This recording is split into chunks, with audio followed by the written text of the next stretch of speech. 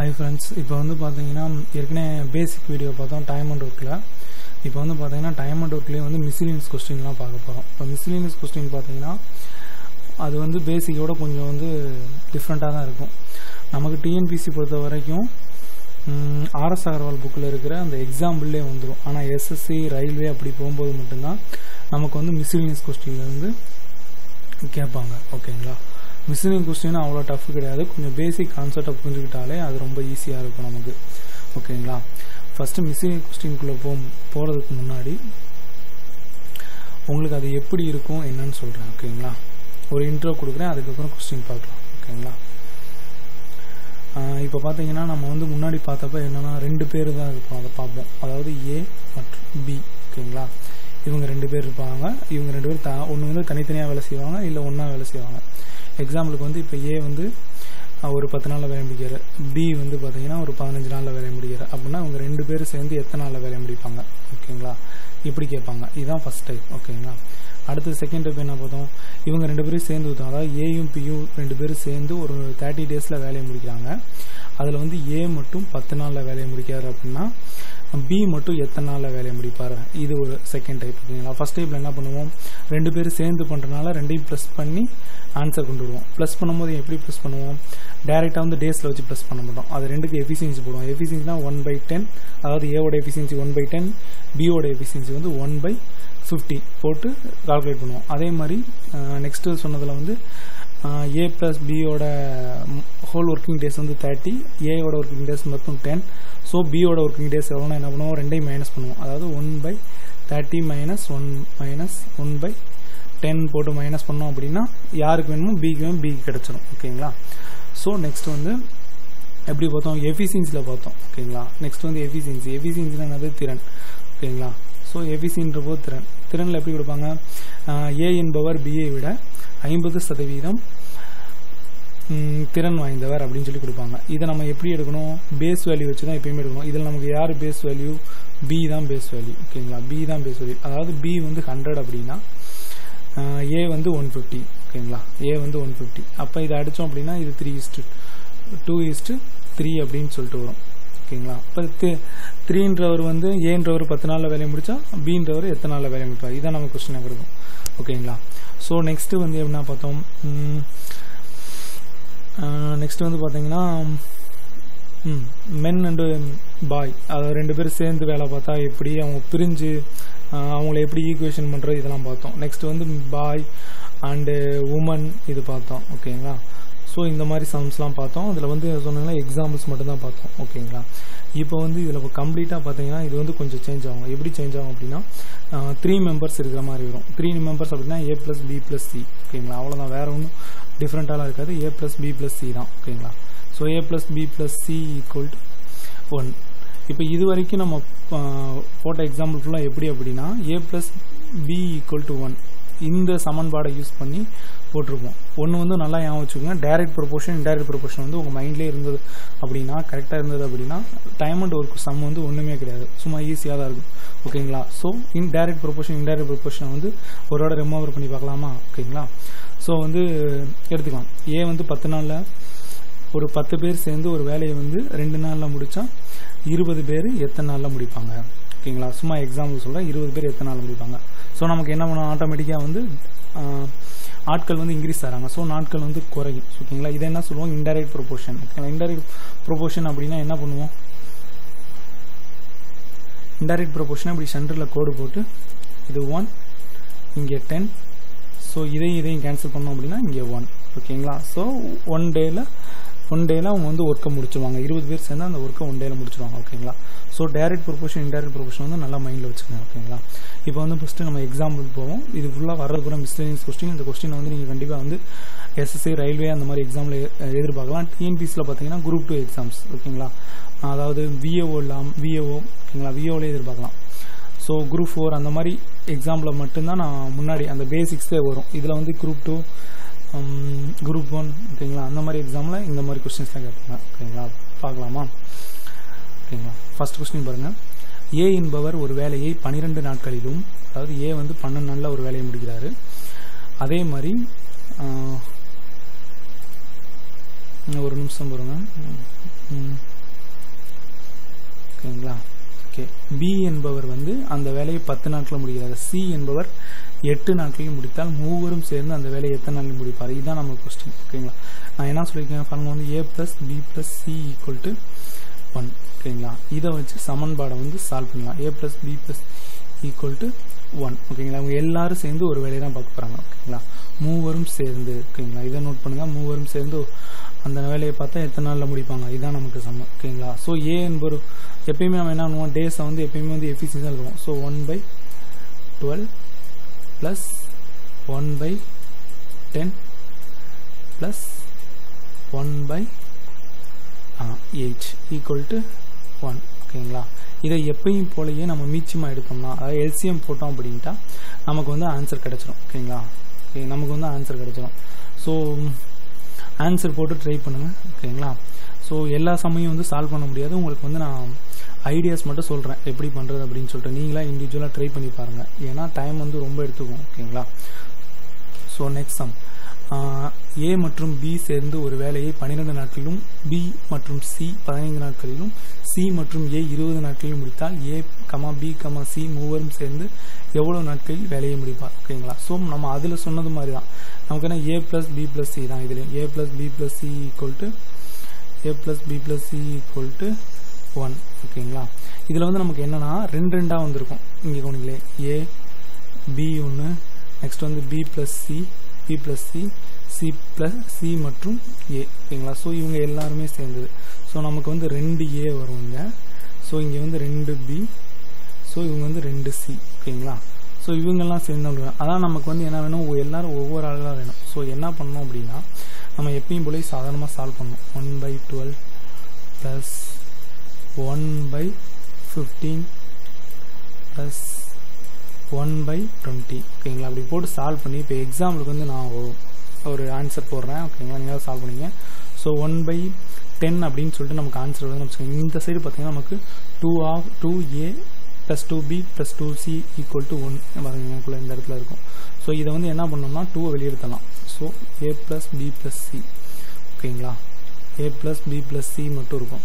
So இதை வந்து என்ன பண்ணோம்னா நமக்கு என்ன செய்யணும், 2 பேர் 3 பேர் சேர்ந்து வேலையை பார்த்தா எத்தனை முடிக்கணும். நமக்கு இந்த 2ன்றது தேவையில்லாதான். ஓகே, இங்கிட்ட மல்டிப்ளேயில் இருக்கும்போது இங்கே கீழே வந்து என்ன ஆகும், டிவைடில் வந்துடும். ஸோ /2. ஓகேங்களா, இப்போ போட்டோன்னா நமக்கு ஆன்சர் வந்து 1/20. இதுதான் ஆன்சர். ஓகேங்களா, ஸோ ரெண்டையும் சேர்ந்துருக்கான்னு சொல்லி குழப்பாதீங்க. நமக்கு வந்து எப்பயுமே பேசிக்கானது வந்து a + b + c தான்.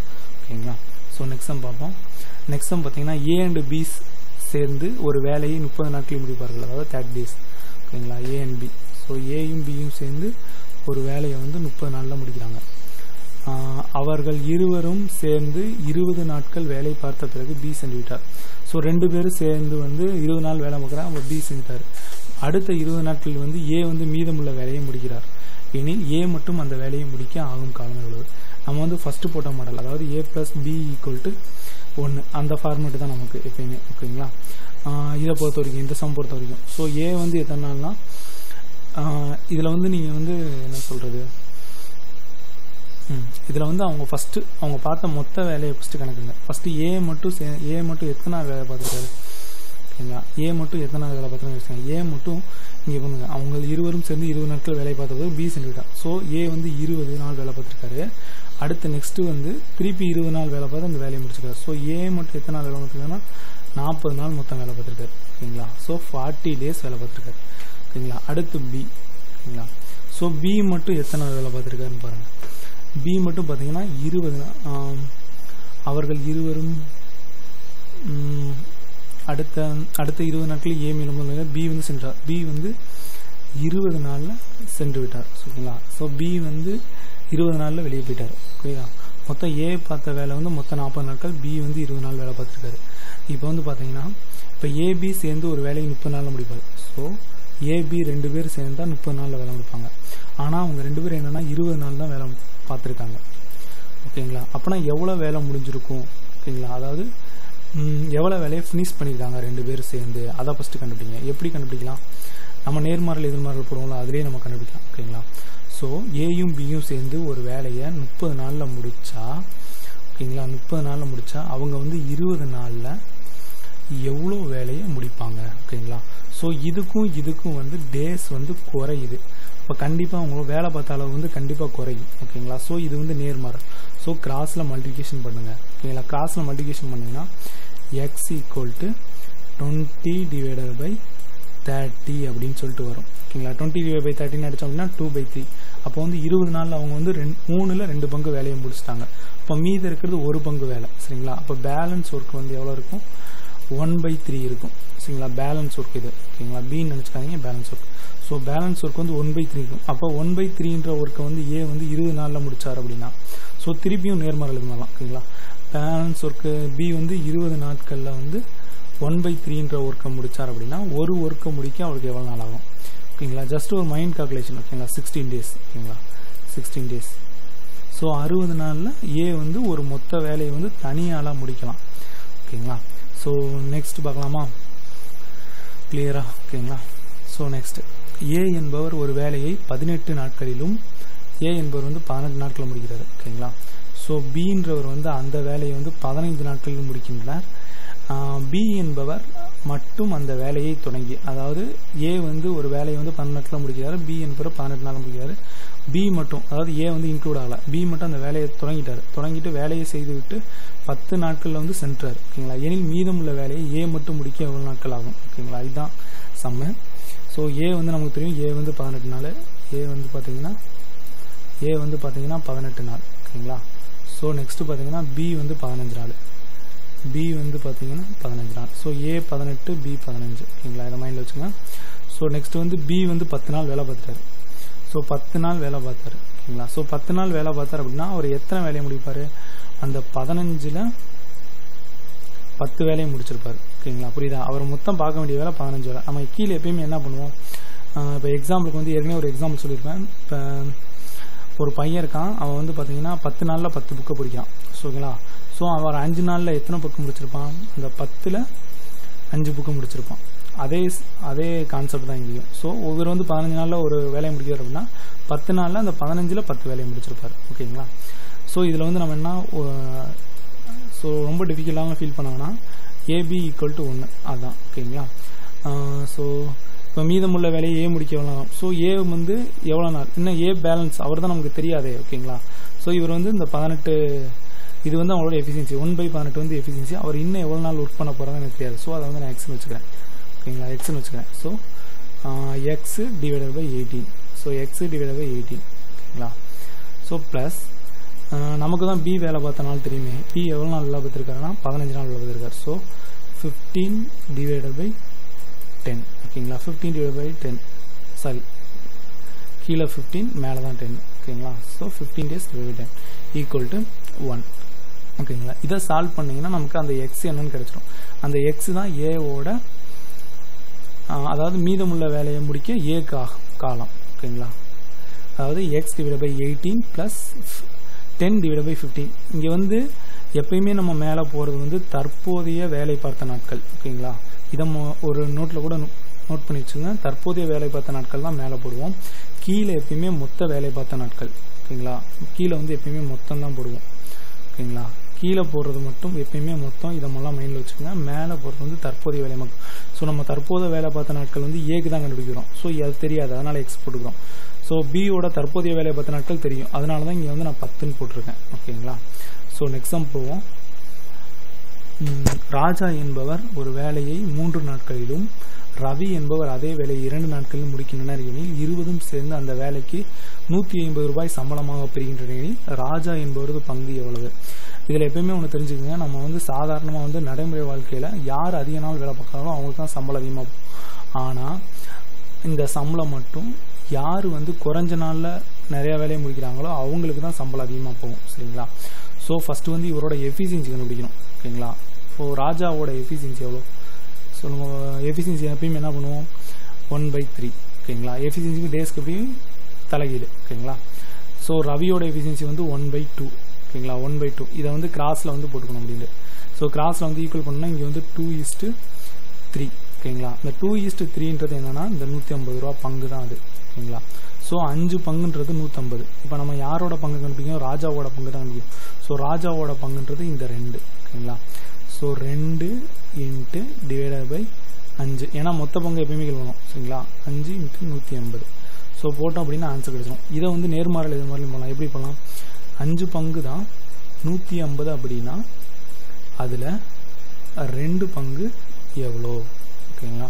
ஸோ இது குறையும் போது ஆட்டோமேட்டிக்காக என்ன பண்ணுவோம், இதுவும் குறையும். ஸோ நேர்மாறல் என்ன பண்ணுவோம், கிராஸாக மல்டிபிகேஷன் பண்ணுவோம். ஸோ கிராஸ் மல்டிபிகேஷன் பண்ணும்போது 2 × 150 / 5ன்னு சொல்லிட்டு ஆட்டோமேட்டிக்காக வந்துடும். ஸோ இதை அடித்தோம் அப்படின்ட்டா இங்கே வந்து 3 0. ஸோ அவரோட பங்கு எவ்வளோ வரும், 60.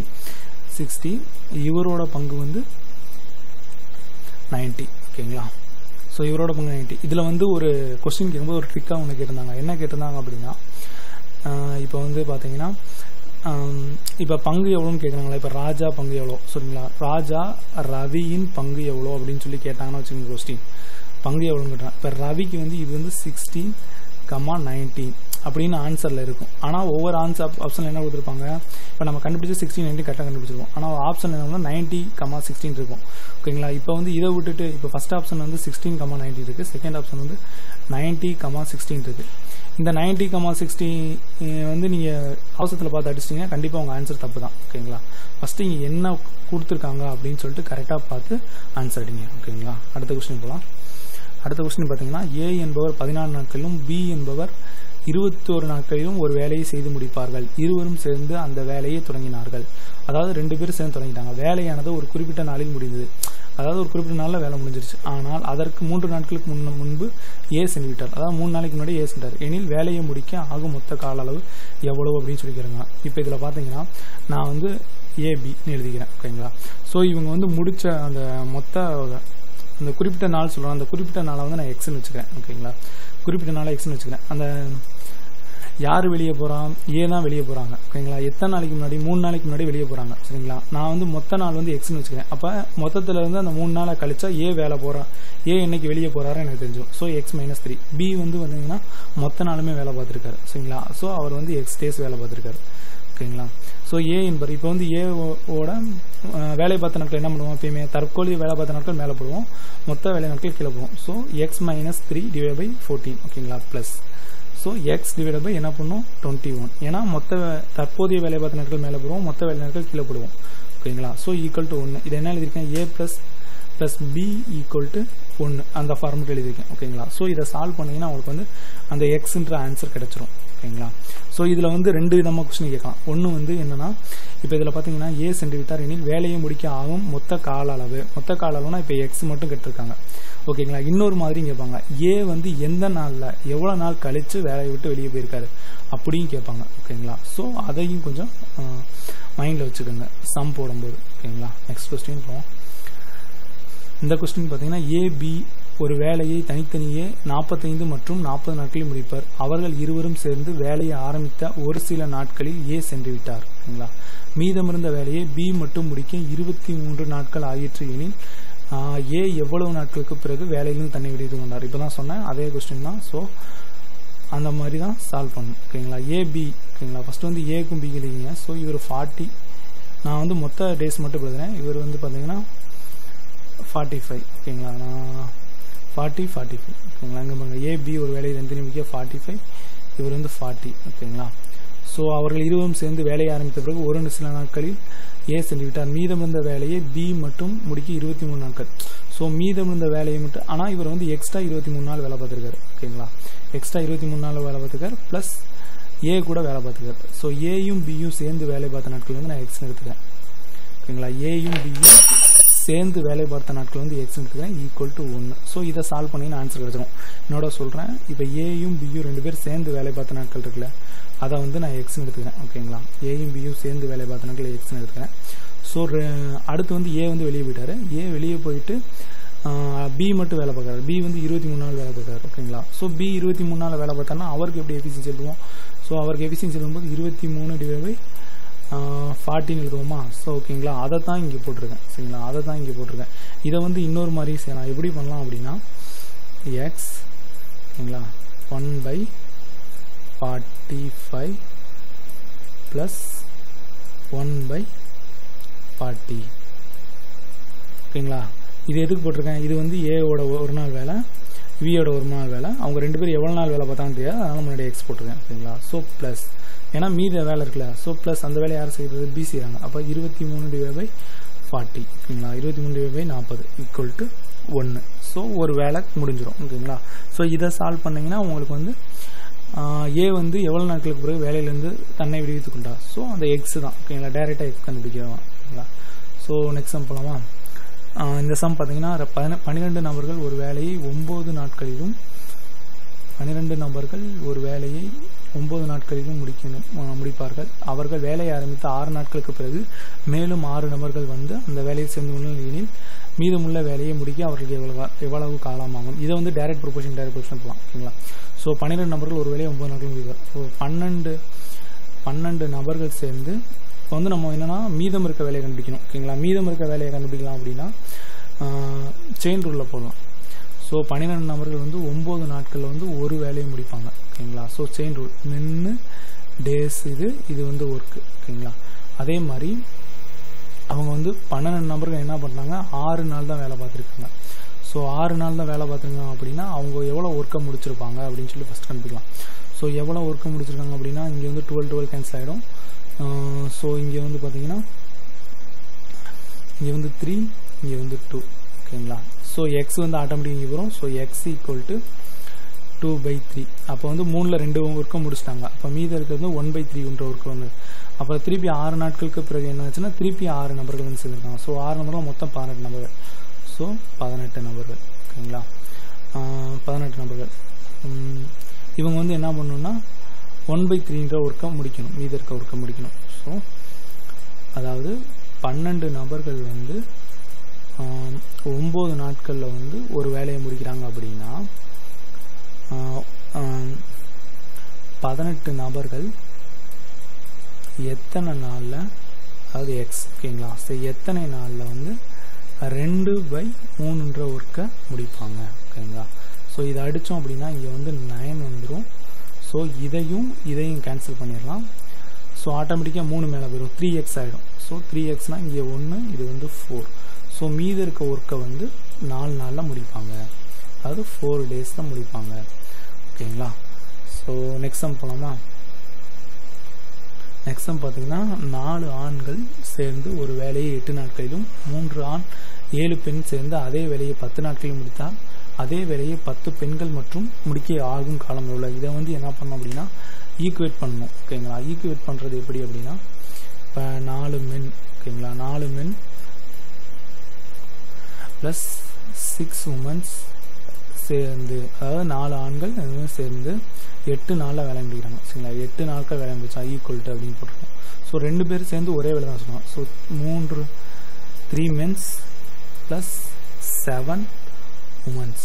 7 உமன்ஸ் சேர்ந்து எத்தனை நாளில் வேலை முடிக்கிறாங்க அப்படின்னா 10 நாளில் முடிக்கிறாங்க ஓகேங்களா. 10 நாட்களில் முடிக்கிறாங்க ஓகேங்களா. ஃபஸ்ட்டு இதை ஈக்குவல் பண்ணி எத்தனை மென் எத்தனை உமனுக்கு ஈக்குவல்னு கொண்டு வந்துக்கணும் ஓகேங்களா. ஸோ இதில் போட்டோம் அப்படின்னா இதை உள்ளே வந்து 8 கொண்டு வந்து உள்ளே மல்டிப்ளை பண்ணிக்கலாம். ஸோ 24 மென்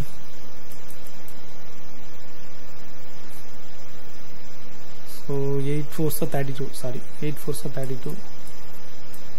32 men plus 48 women. இங்கே பார்த்தீங்கன்னா 30 men plus 70 women அப்படின்னு சொல்லிட்டு வரும். இதில் பார்த்தீங்கன்னா 2 இதில் பார்த்தீங்கன்னா அடிச்சிங்கன்னா இதில் வந்து இங்கே வந்து 2 men அப்படின்னு சொல்லிட்டு வரும். இதில் வந்து இங்கே 48 women இப்படி இங்கிட்டு வந்துச்சு அப்படின்னா 48 women அப்படின்ட்டு வரும்.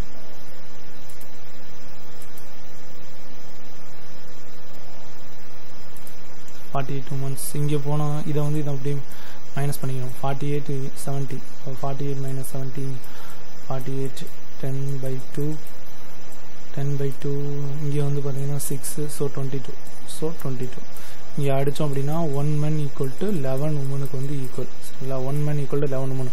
ஸோ இதை வந்து ஈக்குவல் பண்ணிக்கங்க ஓகேங்களா. ஸோ 1 men ஈக்குவல் டு 11 உமனுக்கு ஈக்குவல்னால் இங்கே வந்து 4 உமன் இருக்காங்க. ஸோ 11னா 44 + 6 50. இப்போ 50 உமன் சேர்ந்தால் 8 நாளில் வேலை முடிப்பாங்க. இப்போ 15 உமன் சேர்ந்தால் 8 நாளில் வேலை முடிப்பாங்க. அப்படின்னா இங்கே வந்து 10 உமன்னா எத்தனை நாளில் வேலை முடிப்பாங்க. ஸோ இங்கே வந்து இது ஆட்டோமேட்டிக்காக இது கம்மியாகுது. ஸோ ஆட்டோமேட்டிக்காக வந்து டேஸ் வந்து இன்க்ரீஸ் ஆகும். ஸோ இன்க்ரீஸ் ஆனால் என்ன பண்ணுவோம், கிராஸில் கோடு போட்டு 5 × 8 வந்து 40. So 40 days. ஸோ 40 days ஆச்சுன்னா அவங்க ஒரு வேலையை முடிப்பாங்க. ஓகேங்களா? ஸோ இதோட முடிஞ்சது. இது வந்து பார்த்தீங்கன்னா நெக்ஸ்ட்டு வந்து பார்த்தீங்கன்னா இதுலேயே இருக்கிற மிஸ்லினியஸ் கொஸ்டின் வந்து எக்ஸ்பிளைன் பண்ணுறேன். உங்களுக்கு இந்த வீடியோ பிடிச்சிருந்தால் லைக் பண்ணுங்கள், உங்கள் ஃப்ரெண்ட்ஸுக்கு ஷேர் பண்ணுங்கள், கொஞ்சம் யூஸ்ஃபுல்லாக இருக்கும். ஓகேங்களா? தேங்க்ஸ் ஃபார் வாட்சிங். தேங்க்யூ.